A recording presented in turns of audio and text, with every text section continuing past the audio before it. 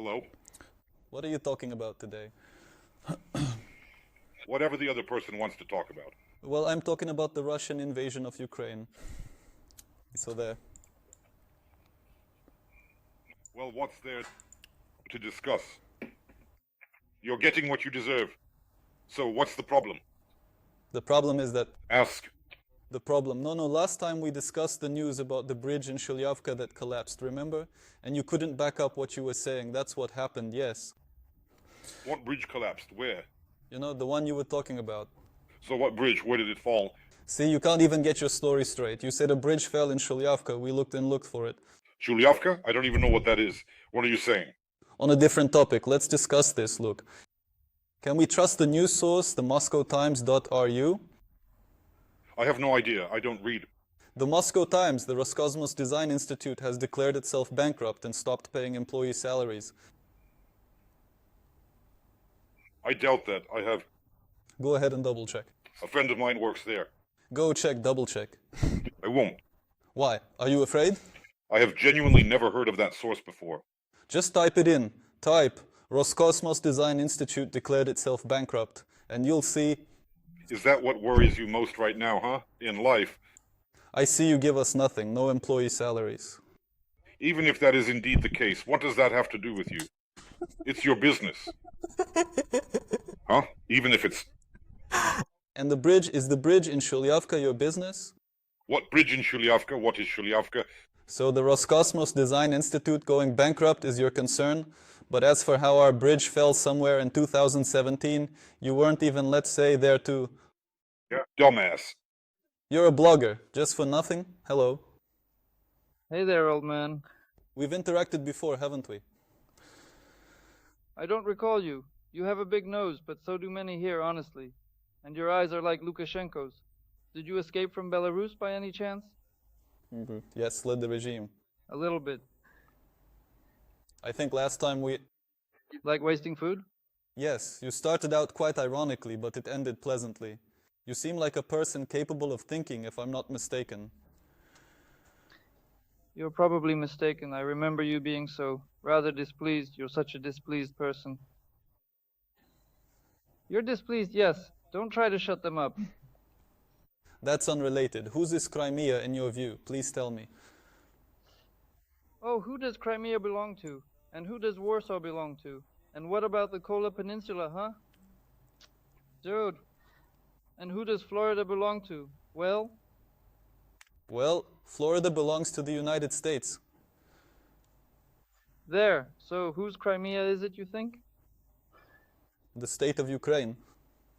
Then why are rubles used there? Because it's occupied, and using rubles is a violation of occupation rules. There's the Geneva Convention. It outlines how occupation should be. Thus, if you have taken control of foreign land by force, you are obliged to ensure the preservation of life there at the same level it was before and in the same way. That is to say, Ukrainian children who attended Ukrainian schools must be guaranteed the Ukrainian education program. This is a violation to come and forcibly change everything. That's annexation, a violation of occupation. So is it an occupation or an annexation? Come on, you need to make up your mind. What's the difference? A big one. You didn't even know what it meant before we spoke, so what do you care? What makes you think I don't know? You're confusing annexation and occupation. And how am I confusing them? Well, they've probably told you here 600 times what occupation and annexation are.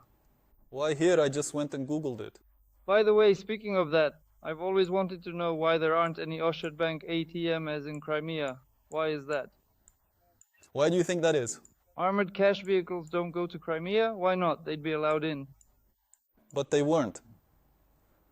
The line at the border right now is 6 kilometers long, 6 kilometers, maybe even more by now. There's a line of armored cash-in-transit vehicles attempting to enter Crimea to disburse salaries, pensions and scholarships to the local populace. Russia refuses to allow them entry. And tell me, please, it's the same thing. There's a 7.5-kilometer line of armored cash-in-transit vehicles. You know, back when the ORD-low situation was going on, and Russia kept trying to negotiate according to the Minsk agreements, they really prolonged the discussions. You don't pay pensions in Kherson.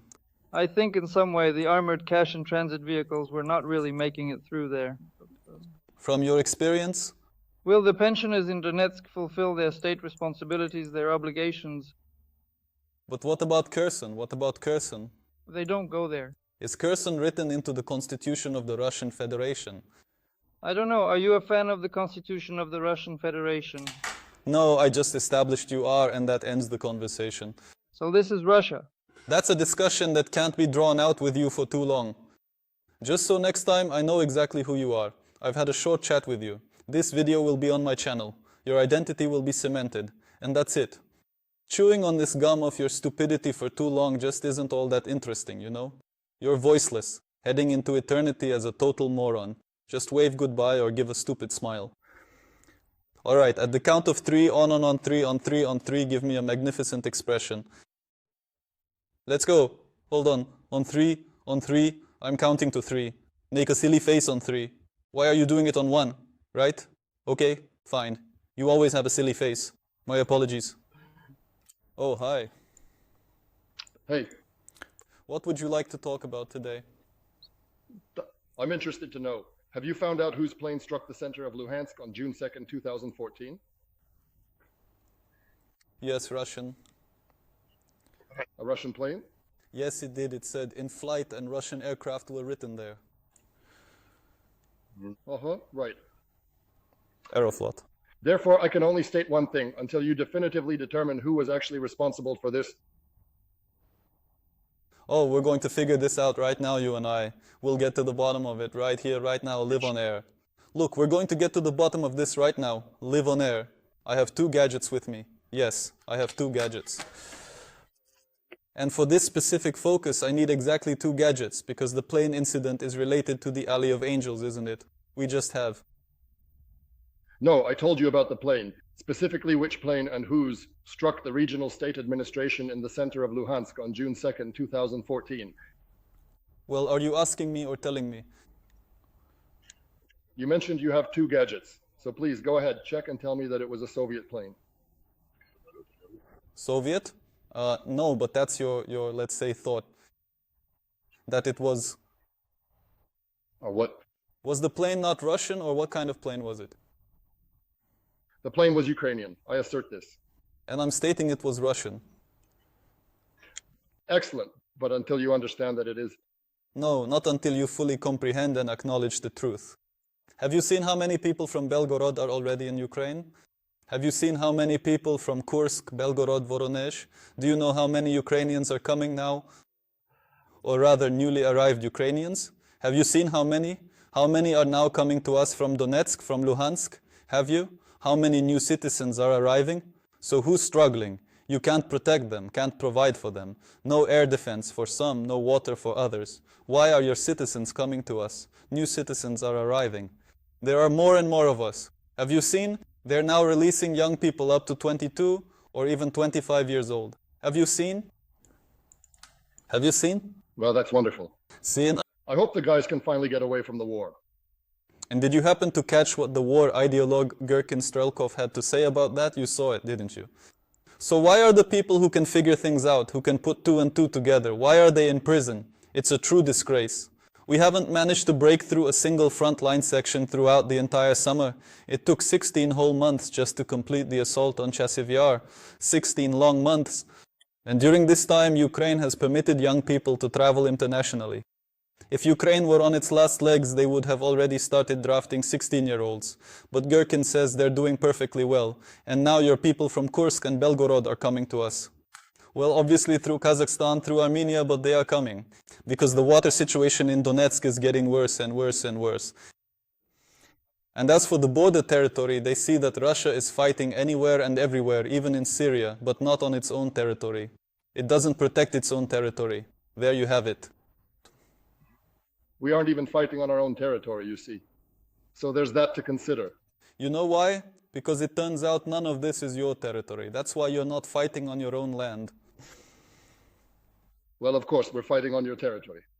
You're fighting on your own land. How is that possible? I caught you on that point. Why is it so bad? Why is it so bad?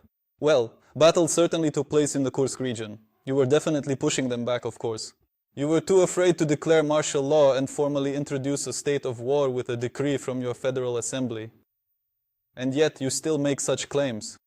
And now you're saying you're not fighting there because the KPR, the Kursk People's Republic, isn't Russia.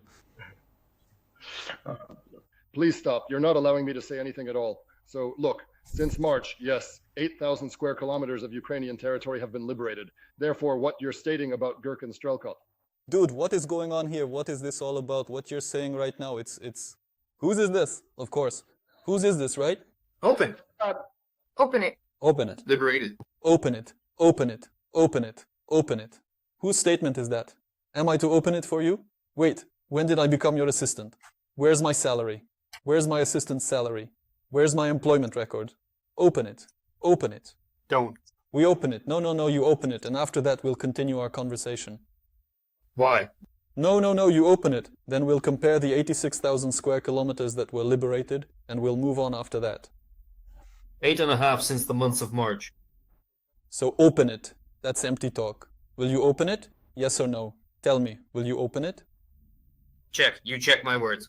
I have to check your words? And who are you? Who are you? What? I don't even know your name. Why should I check your words? Do your words carry any weight?